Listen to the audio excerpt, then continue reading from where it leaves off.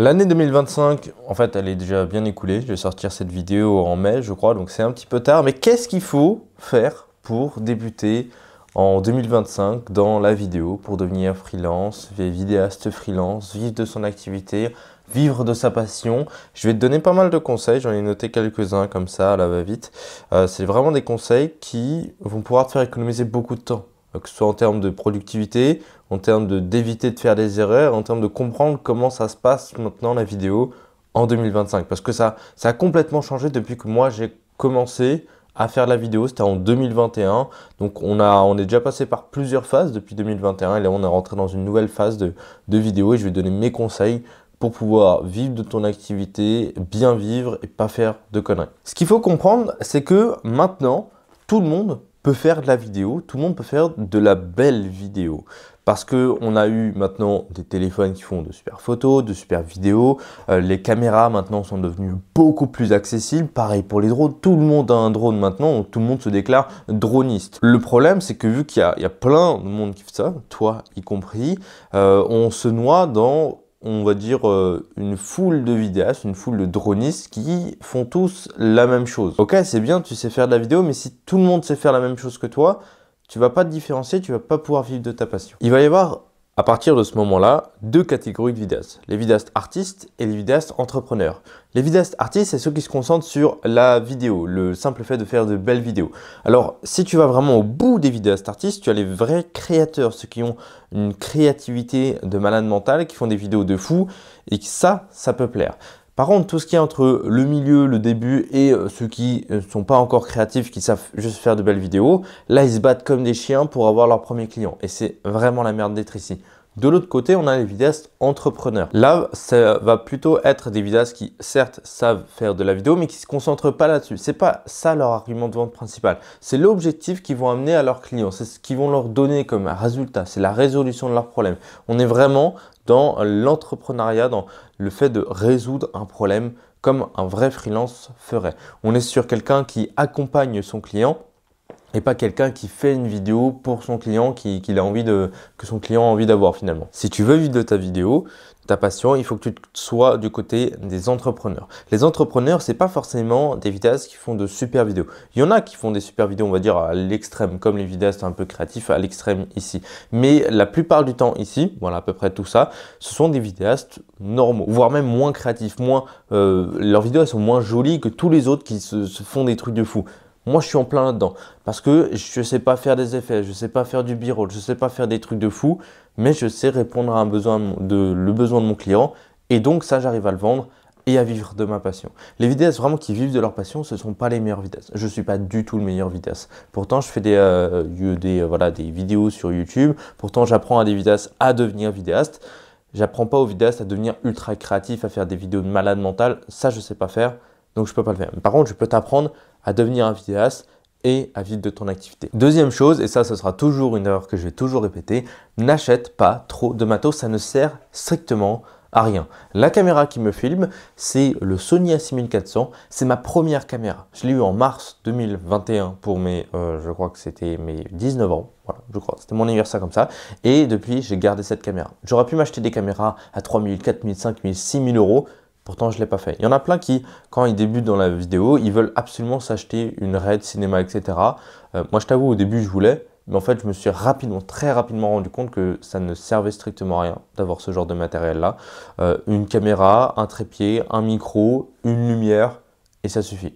T'as pas besoin de plus. Un objectif, évidemment, mais t'as pas besoin de plus. T'as pas besoin d'avoir 36 000 objectifs, t'as pas besoin d'avoir 36 000 lights, etc. Non, tout ça, ça sert à rien, finalement, parce que tu vas perdre du temps, tu vas perdre surtout beaucoup d'argent pour au final pas grand chose. Je connais plein de vidéastes, enfin même l'exemple que je cite le plus, c'est j'étais en presta, j'étais payé pour faire cette presta, j'avais un contrat un peu plus de 1200 euros, tu vois, c'était un week-end d'intégration étudiant et tout.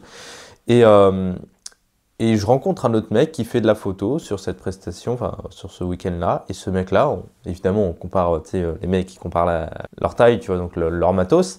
Et lui, il avait un Nikon Z8 ou Z9, donc voilà, 5-6 000 euros le truc, plus des gros objectifs, un RS3 Pro en stabilisateur et tout.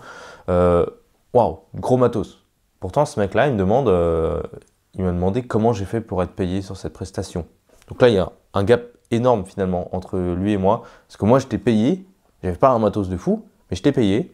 Et lui, il avait un matos de malade mental, il n'était pas payé. Tu vois, il était dans la partie créative ici, et moi, j'étais ici. Et ici, c'est beaucoup mieux finalement. Donc acheter trop de matos, ça ne sert à rien. Achète l'essentiel.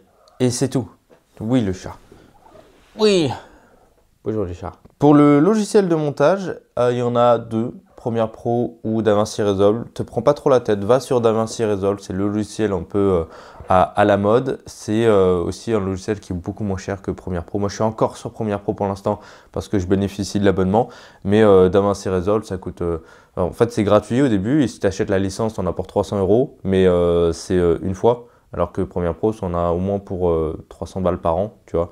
Donc voilà, si t'as pas besoin de la suite Adobe, genre Photoshop, Lightroom, tu peux très bien passer sur DaVinci sans problème pour le logiciel de montage. Donc te prends pas trop la tête là-dessus si tu débutes, va directement sur DaVinci Resolve. Quatrième conseil, pas besoin de savoir faire des effets, des trucs de ouf, des whoosh, des machins et tout quand tu commences, voire même de la SFX finalement, c'est le sound effect.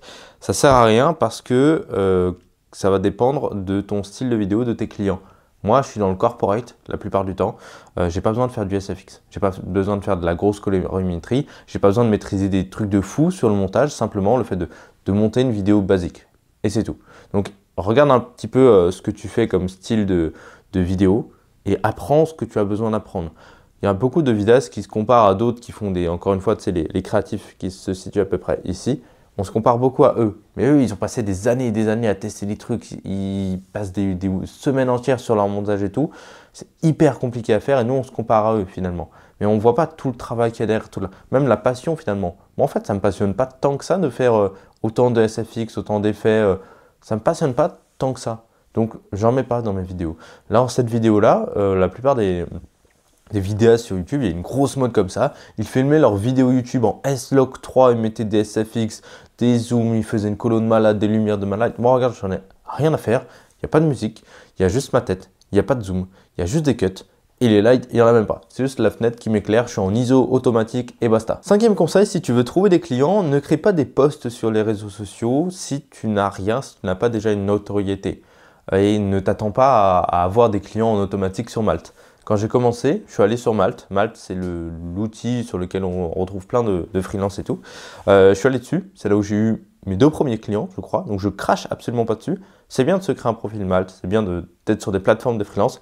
Mais il ne faut pas créer son compte et attendre. Non, il faut créer son compte. OK, on a une première source potentielle de clients qui va arriver. Ensuite, si tu veux créer du contenu sur les réseaux sociaux, franchement, ça ne sert pas à grand-chose. Je ne vais pas te mentir. Il y en a plein qui font ça.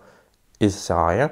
Mais ce qu'il faut faire, c'est aller chercher ses clients. C'est envoyer des mails, c'est aller les prospecter, c'est aller les chercher, passer des calls, etc. C'est ça qui va te rapporter les clients. Ça, c'est la méthode active. Passive, c'est Malte. C'est t'es là-dessus et les gens, ils vont faire leurs courses. Et c'est toujours galère Malte. Donc, les prix, ils sont hyper tirés vers le bas. Alors que si tu vas les chercher, si tu te fais un réseau, si tu passes des calls, là, c'est la méthode passive, enfin, active, pardon, pour aller chercher des clients. Et c'est ça qu'il faut faire.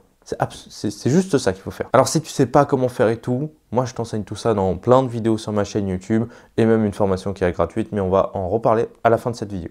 L'erreur suivante, enfin en tout cas le conseil suivant, c'est ne cherche pas la perfection, cherche à finir tes projets et à être régulier.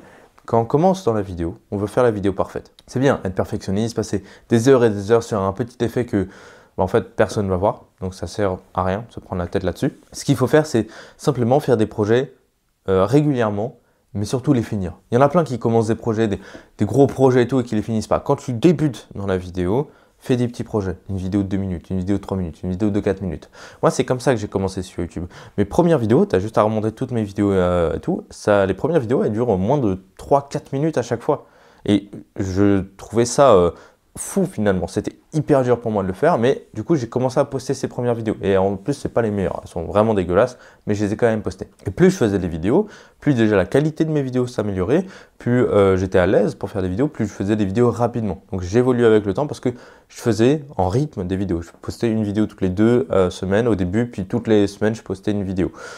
Et donc, je me suis amélioré dans ma qualité de vidéo. Et aussi, j'ai commencé à faire des vidéos plus longues. Tu vois, là, cette vidéo-là, ça fait déjà 11 minutes que je parle. Donc, c'est beaucoup. J'aurais jamais pu faire ça quand j'ai commencé ma chaîne YouTube. Donc, il faut faire petits, au début, des petits projets par petits projets. Et plus tu vas faire des petits projets, plus tu vas pouvoir commencer à faire des gros projets. Et au bout d'un moment, tu vas faire des gros projets. Moi, j'ai déjà fait des gros reportages de 45 minutes, une demi-heure et tout, des grosses vidéos qui mettent 2-3 jours à se monter, tu vois, mais vraiment qu'il faut prendre le temps et tout. Mais ça, j'aurais jamais pu le faire au début. Il ne faut pas se donner du travail aussi compliqué dès le départ, parce que sinon, tu vas jamais finir tes projets. Il faut faire des petits projets. Conseil suivant, utilise les IA qui te font gagner du temps, mais ne cherche pas à tout optimiser. Ce qui est bien depuis 2021, plutôt allez, 2023, des trucs qui sont arrivés, en tout cas moi j'ai vu cette évolution arriver, c'est l'arrivée de l'IA dans la création de contenu. Des outils qui vont te faire automatiser, qui vont être beaucoup plus rapides pour toi et tes projets. Par exemple, on a eu le AutoCut sur Premiere Pro, qui est aussi évidemment sur DaVinci. Qu'est-ce qu'on peut avoir? On a les sous-titres automatiques. Tout ça, c'est des IA qui ont été intégrés dans les logiciels de montage vidéo et qui permettent vraiment d'aller beaucoup plus vite sur tes projets. Vraiment beaucoup plus vite. On a eu l'outil de remixage sur Premiere Pro qui permet de remixer la musique pour pouvoir l'allonger. Au lieu de passer une demi-heure à essayer de faire la musique parfaite, hop, en 30 secondes, le truc, il est bouclé. Et ça, tu peux l'utiliser. Mais cherche pas à chercher la meilleure IA, etc., à switcher d'IA encore et encore pour avoir le meilleur workflow, la meilleure optimisation. Non, cherche juste des IA qui sont hyper utiles pour toi et tes projets. Petit aparté, j'en ai fait une formation complète sur toutes les IA qui existent pour créer des vidéos. Encore une fois, tout se passe dans la description. Mais cherche vraiment des IA qui te font gagner du temps, pas des IA juste histoire d'utiliser des IA. Et le dernier conseil, c'est si tu veux réussir tes tournages, tout ton travail, prépare un maximum. Prépare la liste de matériel que tu vas emporter pour ne rien oublier. Si un jour tu oublies une carte SD sur un tournage, ça fait hyper chier. Moi, j'ai jamais oublié de carte SD parce que j'ai toujours préparé au moins un jour avant mon sac de matos. Prépare aussi la shotlist. Qu'est-ce que tu vas aller filmer? Alors c'est bien quand tu fais du roll and gun, tu arrives et ensuite tu improvises complètement. Mais ça, il faut avoir l'expérience pour savoir bien improviser. Et encore, moi je pars toujours avec une petite shotlist de au moins la base que je dois avoir. Si tu pars pas avec une shotlist, tu vas arriver le jour du tournage et tu vas regarder ton client dans le blanc des yeux, tu ne sauras pas quoi faire. Et là, ça va merder. Donc il faut toujours préparer. Prépare aussi les imprévus. Qu'est-ce qui se passe si par exemple il pleut? Comment est-ce que tu vas pouvoir filmer? Qu'est-ce qui se passe si tu tombes en rate de batterie? Qu'est-ce qui se passe?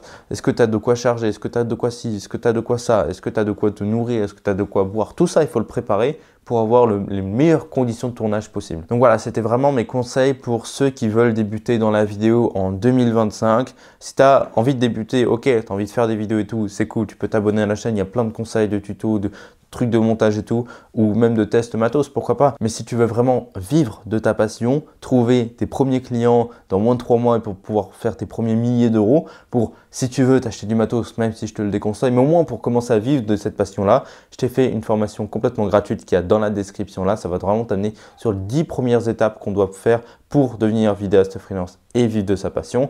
Et après, moi, j'ai fait une énorme formation complète là-dessus. Et dans cette formation, je t'aide vraiment à trouver tes premiers clients et à devenir vidéaste freelance. Tout ce que tu dois faire, toutes les étapes. Mais en tout cas, commence par la formation gratuite et ensuite, tu pourras passer sur la formation payante.